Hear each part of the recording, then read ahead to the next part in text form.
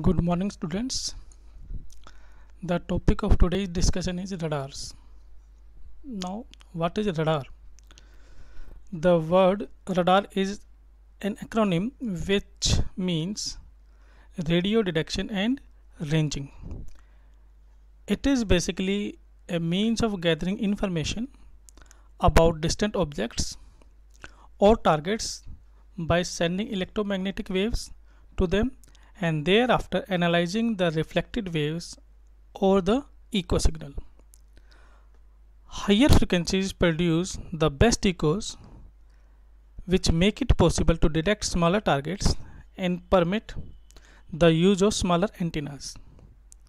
A radar can detect static or mobile objects or targets and is the most effective method for guiding a pilot with regard to his location in space and also for warning the approach of an enemy plane for similar purpose.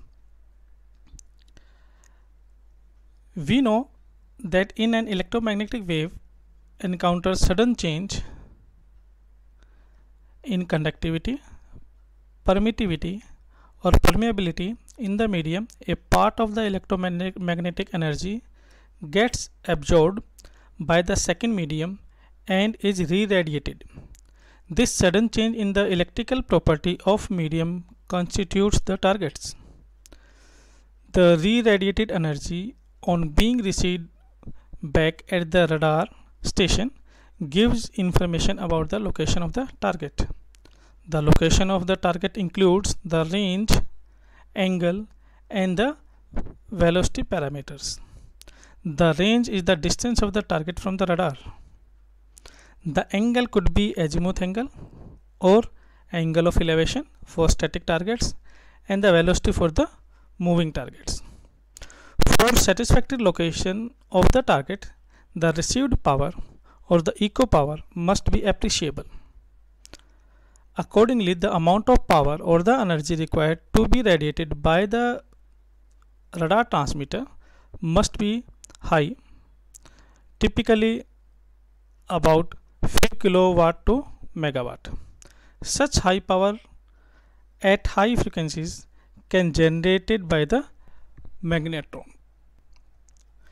Now, basically we can categorize the radar system into two broad categories. One is continuous wave radar and another is Doppler radar. Now, what is the meaning of continuous wave radar? A continuous wave radar transmits a continuous signal and is generated usually in Doppler radar, which utilizes the Doppler effect. If there is any relative motion between the radar and the target, the shift in the carrier frequency, which we generally say Doppler shift, of the reflected wave becomes a measurement of target's relative velocity and may be used to distinguish moving target from the stationary ones. The Doppler effect can be experienced while standing near a train track. A change in frequency or the pitch of the train whistle occurs as the train approaches and then moves away. There are also radars that combine both these effects. Here, a radar using the Doppler effect principle is known as Doppler radar, which is usually used for navigation over land and sea while navigating through aircraft or ship. On the other hand, the pulse radar is more useful than continuous wave radar, that we will discuss in later chapters also. Here, a pulse waveform, generally a train of narrow rectangular pulses like this. This is a train of pulse. These type of pulses are transmitted via a transmitting antenna. The range or the distance to the target is determined by measuring the time taken by the pulse to travel to the target and return to the radar station.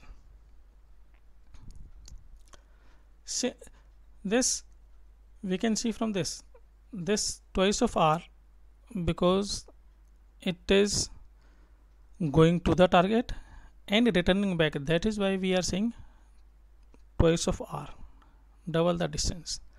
That equals to c, the velocity, and t, the time taken. So from this we can say simply, if we want to know the distance, we simply say distance equal to speed into time.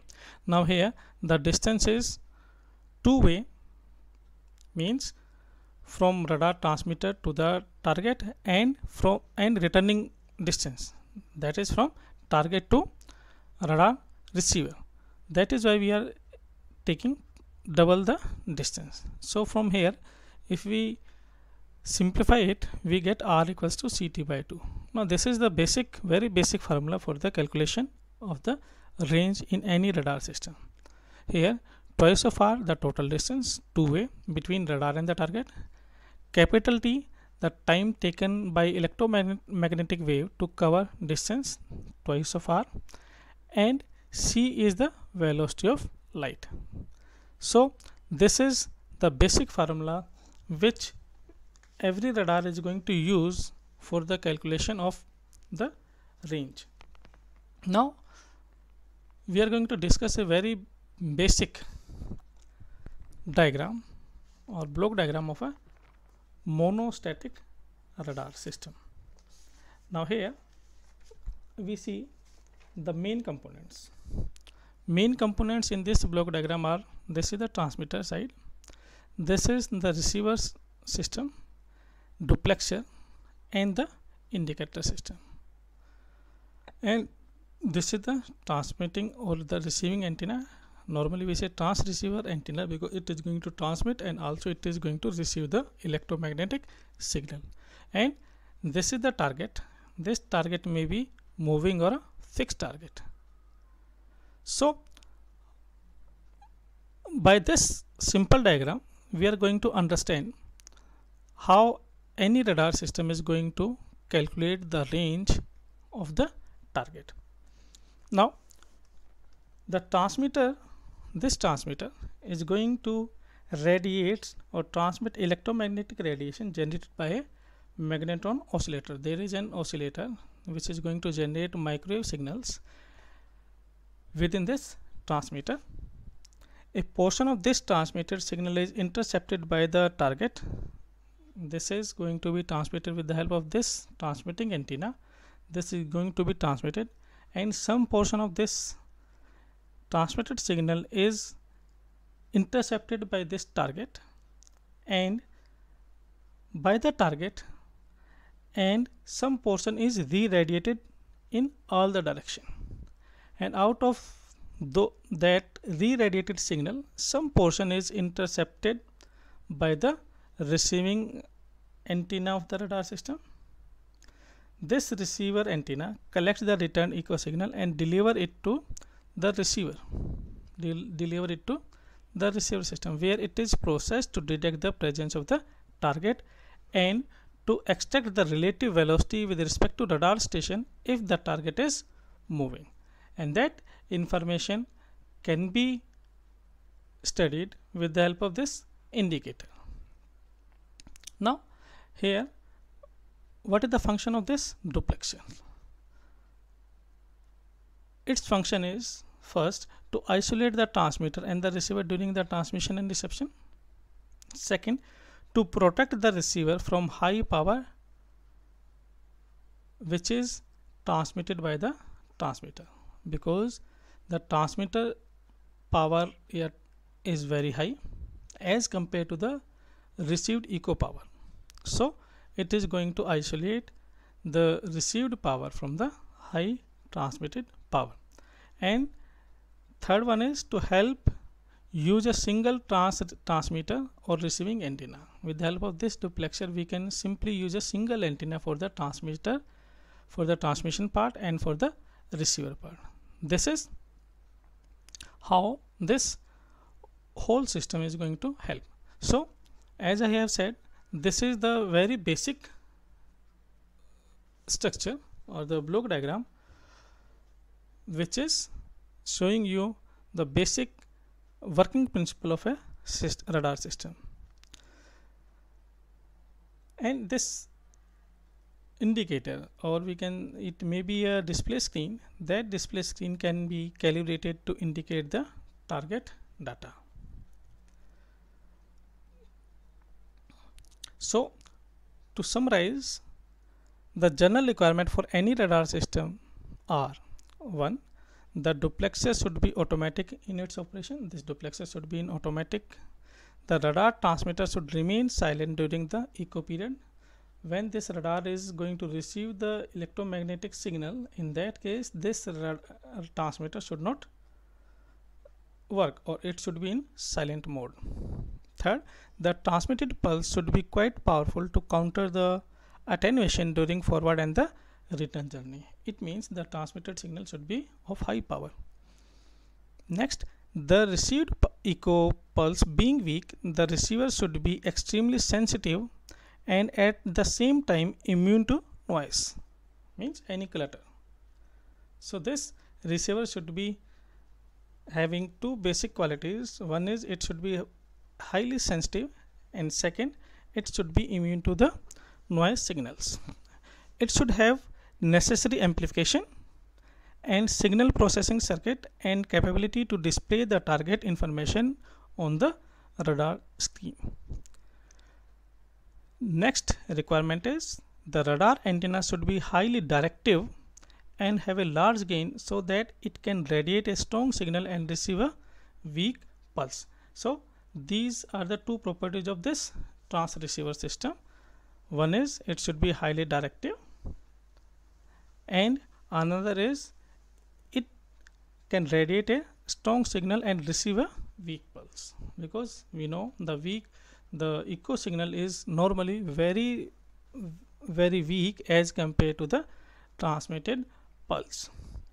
Next requirement of any radar system is the PRF, means pulse repetition frequency of the radar should be high compared to a target scanning period, where PRF is given by the relationship duty cycle divided by pulse width.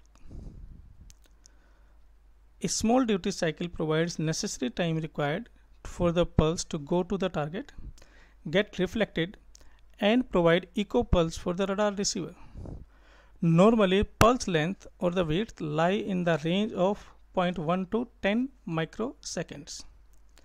The average power depends on transmitter power P, and the duty cycle be given by, or we can say the average power is equals to multiplication of total power transmitted multiplied by the duty cycle, or we can simply say the average power will be the total power multiplied by the pulse width multiplied by the PRF. So this is how any radar system is going to work simply. Now we are going to see the basic block diagram of a radar system. Now here this is full block diagram of any radar transceiver system. Now here we see this is, again we are having a duplexer system, and this is transceiver antenna which is going to transmit the signal, and it is also going to receive the weak echo pulses. Now here this is pulse modulator. First block is pulse modulator, then the transmitter side and duplexer side. Now this top three blocks along with this antenna, they are going to constitute the transmitter part of your radar system. And receiving antenna, duplexer, low noise RF radio frequency amplifier, this mixer, this local oscillator, IF amplifier which is acting as a match filter here, second detector, video amplifier, and this display device. These are the part of receiver system, means duplex, pulse modulator, transmitter, duplexer, antenna act as a transmitter, and this antenna, duplexer, low noise RF amplifier, mixer, oscillator, IF amplifier, this detector, amplifier and display, these act as the block of a receiver system. Now we are going to see each and every block one by one.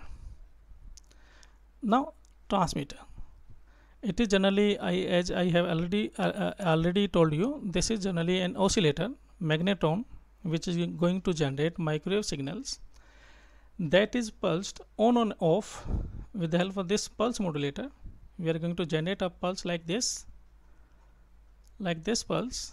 This is on and this is off. This on and off process can be done with the help of this pulse modulator,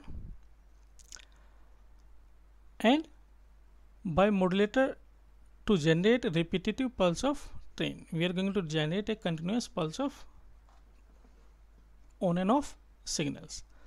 Now average power of several kilowatt. This transmitter is going to transmit a power of several kilowatt to megawatt, and PRF of several hundred pulses per second. PRF is pulse repetition frequency. This is several hundred pulses per second. Now duplexer, this is the duplexer section. Now this duplexer might consist of two gas discharge devices. One is TR, that is transmit receiver. Another device is ATR, that is anti-transmit receiver. Now this trans receiver protect receiver during the transmission.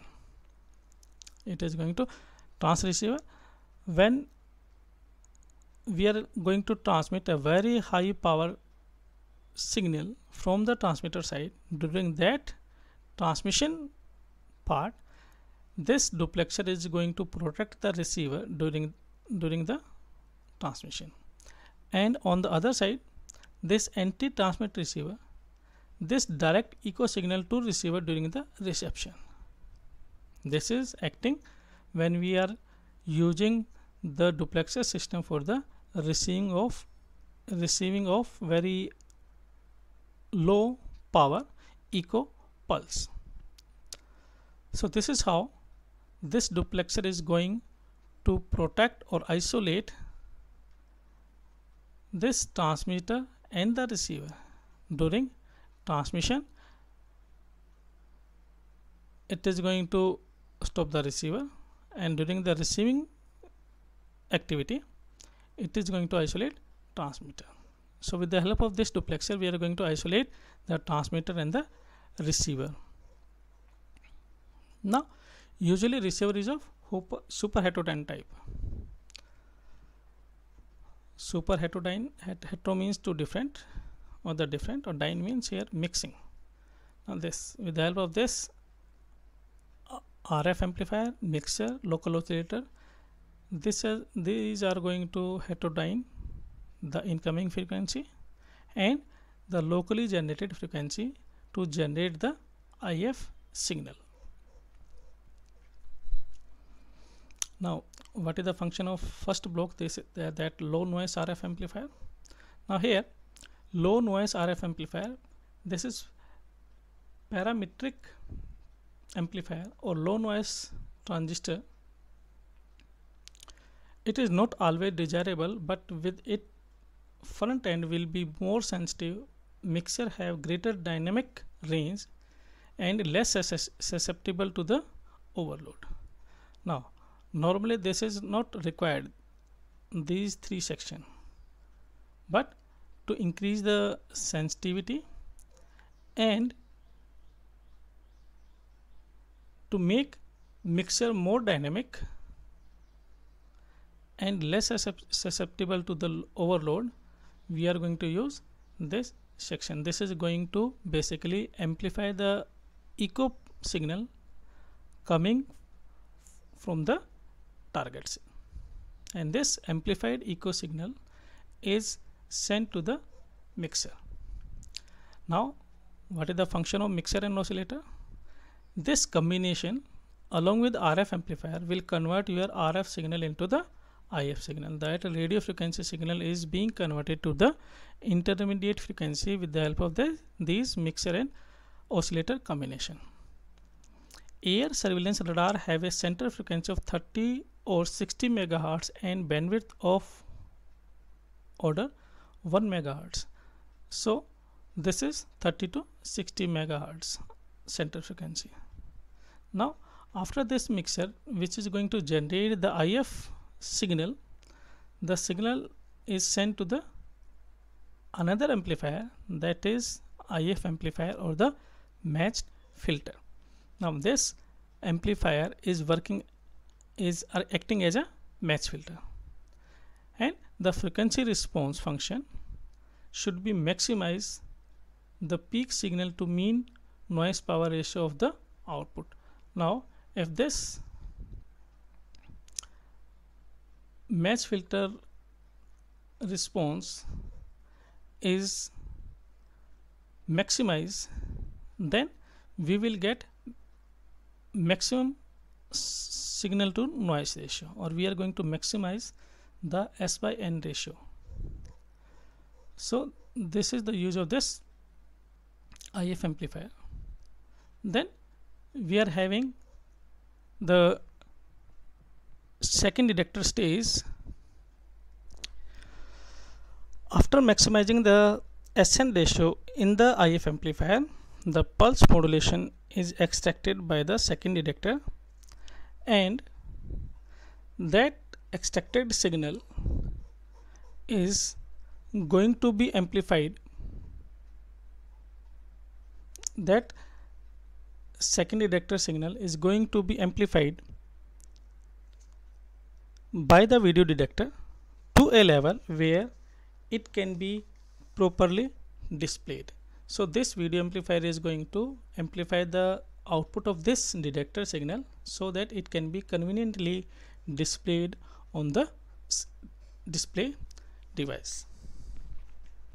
Now the display device, the most common form of is CRT display, and that too is plan position indicator PPI, which maps in polar coordinates the location of the receiver output, modulates the electron beam intensity, that is at z-axis, as the electron beam is made to sweep outward from the center of the tube.